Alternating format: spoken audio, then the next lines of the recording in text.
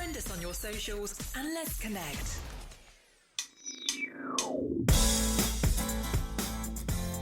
It's Friday, and that means it's time for a bonus episode of the Deliberate Talks podcast. I am Dakshin Adyanthaya, and today I'm going to talk about TGIF, which in my term means Thank God I Freelance. Now, professionally, unless you're bound by a company contract, I think every individual should have a sidekick. That's because freelancing not just helps you improve your time management skills, but helps you balance between your professional work task and personal work task.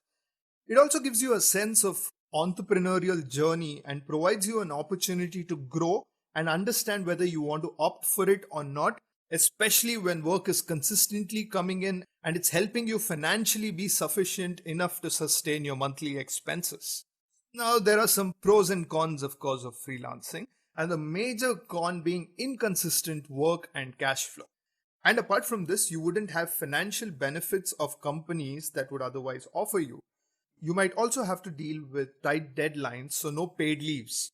So unless you're absolutely sure about freelancing, don't get into it. But relax, there are more advantages than disadvantages.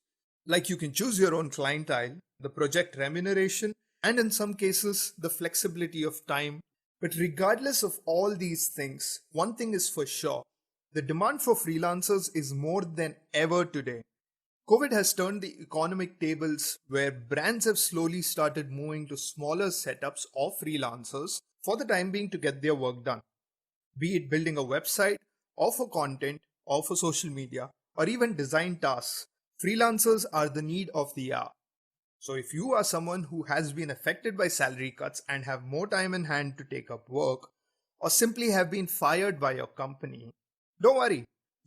People around the world are eagerly waiting to work with you and onboard your skill sets.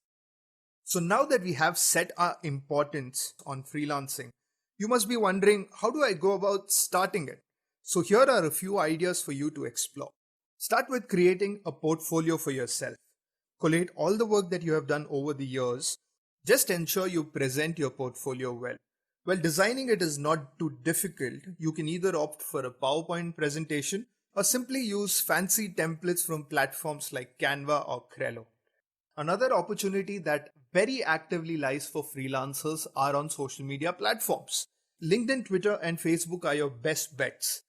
Use hashtag freelance on LinkedIn and check all those posts related to your freelance opportunities. Send a connection request and send them this portfolio that you have built.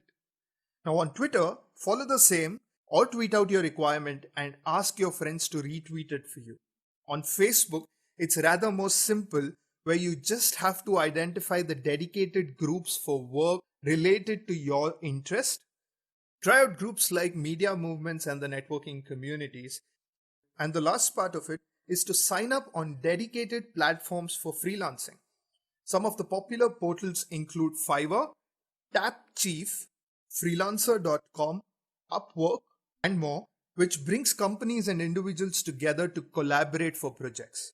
Now on these platforms, you can decide your interests, your remuneration and timelines, but remember, because you're competing with other freelancers, price it competitively and offer more than what others would otherwise offer.